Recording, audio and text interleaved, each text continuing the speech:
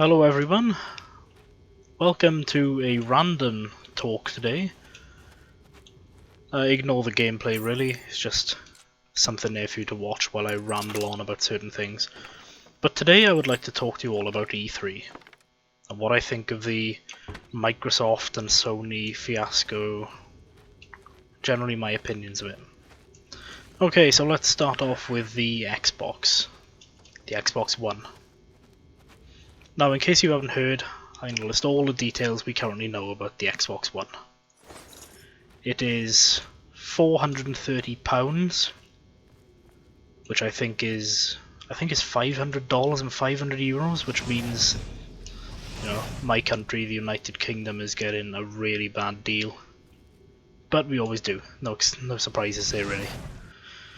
Okay, it has an always online DRM.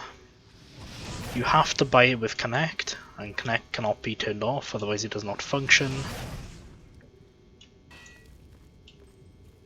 You have to connect it to the internet once every 24 hours. If you don't connect it to the internet after 24 hours, you cannot play any games on it. Yes, you heard that right. If after 24 hours you still haven't connected it to the internet, it essentially becomes a Freeview box. Which I think is pretty disgusting considering the amount of money you're given for it. You don't basically own any of the games you buy.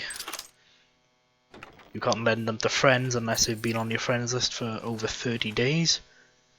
I believe each game can only be lent once, which is pretty ridiculous. It just feels like you don't even own the game. I don't know where Microsoft thought along the 8 or so years that Microsoft have been using the 360. They thought that was a good idea, because there's no way in hell it's a good idea. So the Kinect, which I mentioned, the console will not function without Kinect, and their excuse for this is that some functions of the Xbox may require Kinect. Said you cannot turn it off, because even when you turn the console off, Kinect will always be listening for a certain command, which I think is something like Xbox on to turn the console on. So, all in all, it's not looking very good for Microsoft. As far as I can tell, the only exclusives they have are Titanfall, Dead Rising 3, which if you've played either of the other two Dead Risings is not the Dead Rising you know and love. In fact, it's pretty damn awful. But we're not here to talk about the specific games. And in fact, you may as well. Apart from that, there's only Stick close and let us do our job. Yeah, there's only Halo and maybe Gears of War. And Gears of War, from what I understand, hasn't been good for quite a while. A lot of people I've talked to didn't like Judgment at all. I played every Gears of War up until Gears of War 3, and I thought Gears of War 3 is pretty nice. Pretty nice ending to the story, but I think that's maybe when they should have left it there. I think that's pretty much it for the Xbox. Now on to the PlayStation 4. So for starters, the PlayStation 4 is $100 cheaper and €100 cheaper at €400 and $400 each respectively, I think, and £350, so it's £80 cheaper, which is significant. There are no restrictions on your used games. There are no online requirements. PlayStation 4 can be played completely offline without connected to the internet at all. The PS4 supports used games, which I don't really notice as much because I play mainly PC now, so I'm on Steam, so I don't really have a problem with used games at all. But if you are one of the people that likes used games, I wouldn't buy an Xbox if I were you. All in all, I don't really see any reason not to buy a PlayStation 4 at this point. The exclusives look pretty good. Killzone is a definite competitor to Halo. I don't like this. Let me take a look. Turn the sound down a minute.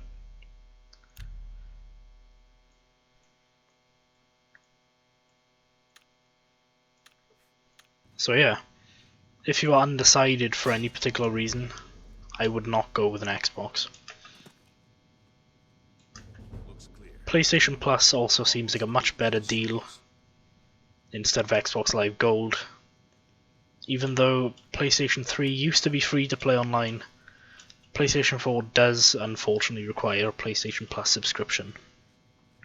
But I think it's either around the same price as Xbox Live Gold or maybe a little bit cheaper. What about that side passage? But the good thing is about PlayStation Plus is you don't need to purchase it to use any of the additional services like Netflix,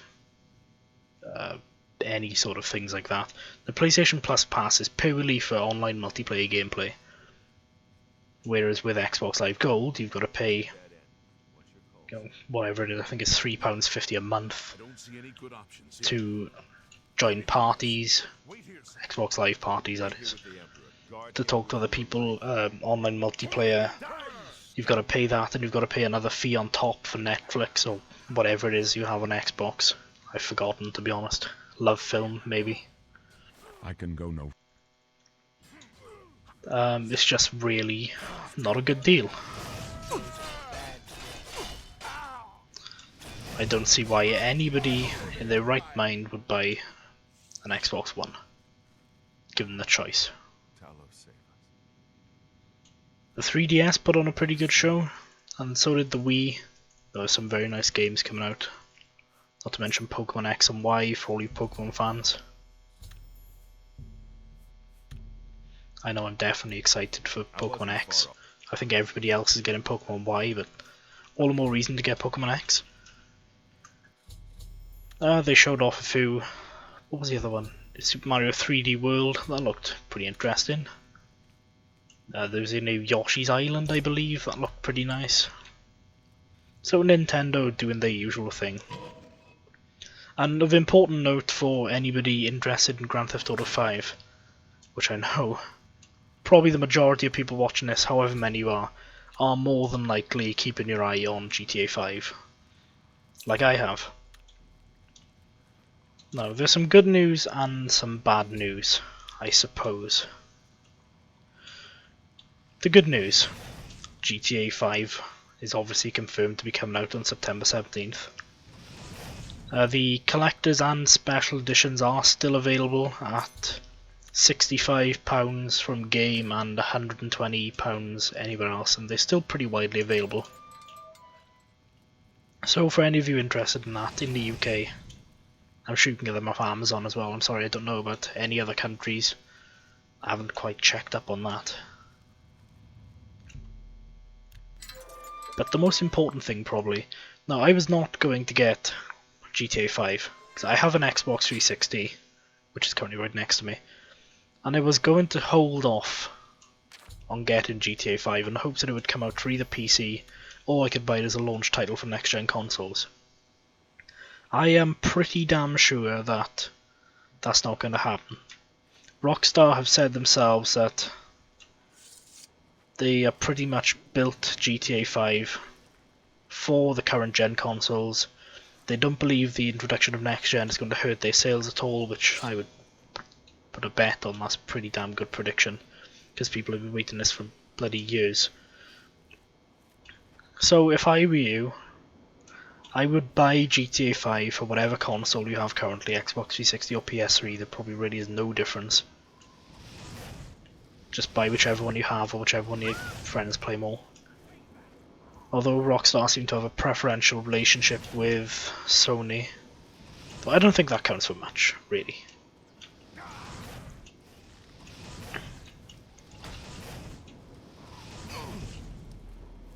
But yeah, so on the tech side of things, I'm pretty sure that the Xbox One and PlayStation 4 are pretty much identical in spec. I was reading a comment somewhere earlier on one of the articles saying that the PS4 had something slightly better in one respect, but it was pretty redundant, it didn't matter. But, you know, for the price you're getting, I can't recommend a PlayStation 4 highly enough, and, you know, the last PlayStation console I had was a PlayStation Portable. I had the PlayStation 2, but then all my friends are talking about, you know, Oblivion, this game actually on Xbox. And so I thought, oh, you know, I have to get an Xbox, you know, I want to play online with all my friends. And the PlayStation 3 was so bloody expensive at the time. I just couldn't justify getting one. But it seems like the tables have definitely turned since 2005. For anybody who saw the E3 conference, you know how badly Microsoft got shafted after. I watched the Microsoft conference first, I thought, no, yeah, this is pretty good. Maybe the Xbox One won't be so bad. Maybe I'll buy one to play some fantastic games like Titanfall. And, you know, I was looking forward to Dead Rising 3 until I saw the ridiculous artillery strike at the end. I couldn't believe that. What are Capcom doing, seriously? But that's another discussion for another time.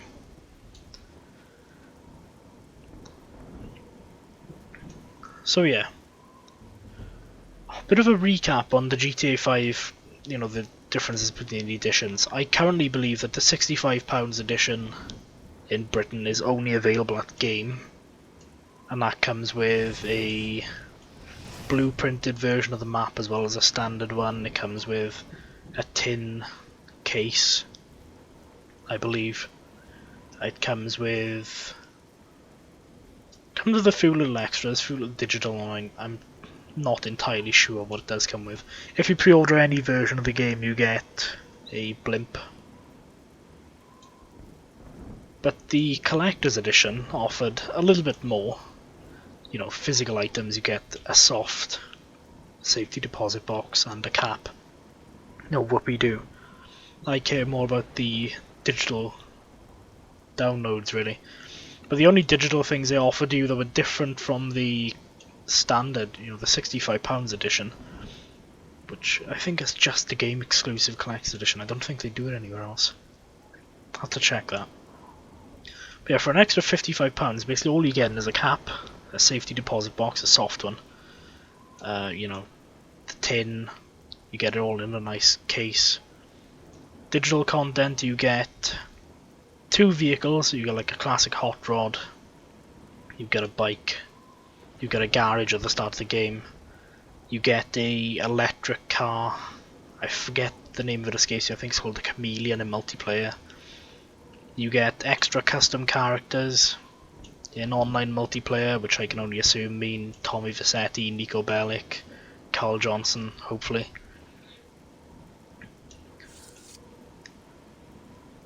You do get some extra weapons at the ammunition stores. These are for both collector's editions. You get the 50 caliber handgun, you get the bullpup shotgun, and you get a carpenter's hammer, or claw hammer, depending on where you're from. They come in both special editions, I'm pretty sure. The custom characters only come in the collector's edition, so do the vehicles in the garage. Ah, there was one more thing. Oh yeah, the special abilities boost. I don't think that matters much, but each of the special abilities for the 3 characters regenerates 25% faster. And I'm not sure if that's for the Super Collector's Edition or just the, you know, the cheaper Collector's Edition as well. I can't be certain for that.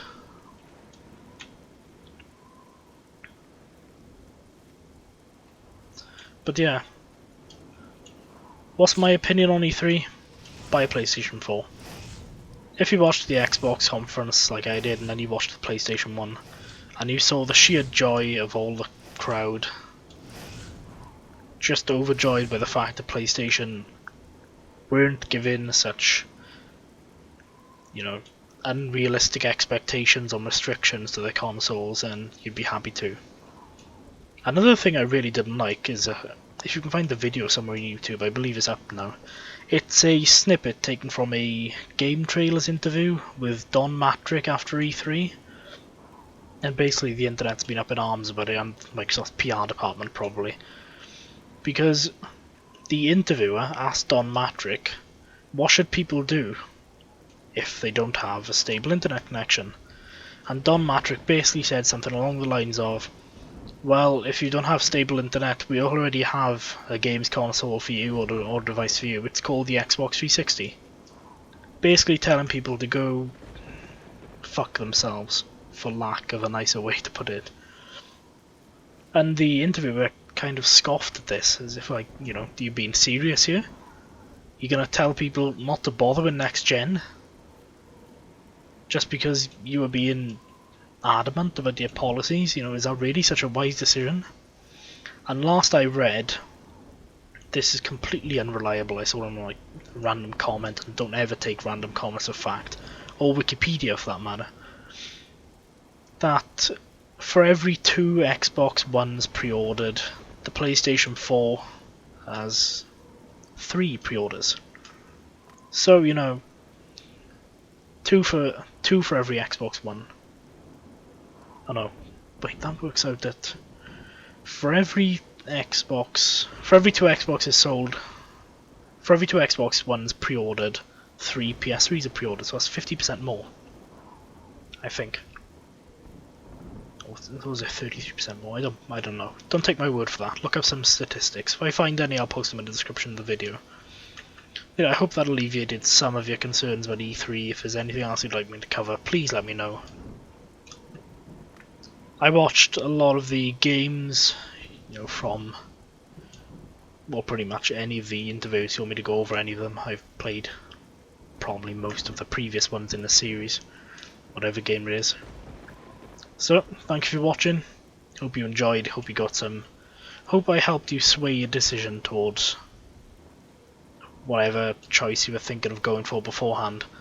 But really, if you want to buy an Xbox One, I wouldn't recommend it, but watching this video isn't going to change your mind if you're set on it anyway. So if you are adamant about buying one, go for it. Chances are, with all this blowing up in Microsoft's face, it doesn't seem like they care given Don Matrick's response, but hopefully down the line they will change some of their ridiculous requirements. I think it's highly unfair to ask anybody to, you know, if they don't connect to the internet after 24 hours, then their console basically becomes a useless hunk of junk. They can't do anything with it apart from watch live TV and DVDs. So wow, thanks Microsoft. I couldn't do that already with, you know, my TV and my DVD player and all my other consoles on my PC. What a fantastic bonus. So yeah, go PS4. Thanks for watching. Hope I see you in some of my future Let's Plays. And if you would actually like to see a Let's Play of Oblivion, let me know in the comments. I currently have Skyrim being Let's Played. I haven't put a part up for a while, but I aim to put one up tomorrow. I will be trying to finish off Medieval when I can. Been a little bit busy at the moment, but I'm sure that will get done in due time. And yeah, thank you for watching. I've been Scopetactics. This has been an E3 discussion while I've been playing Oblivion, and I hope to see you next time. Thank you very much for listening.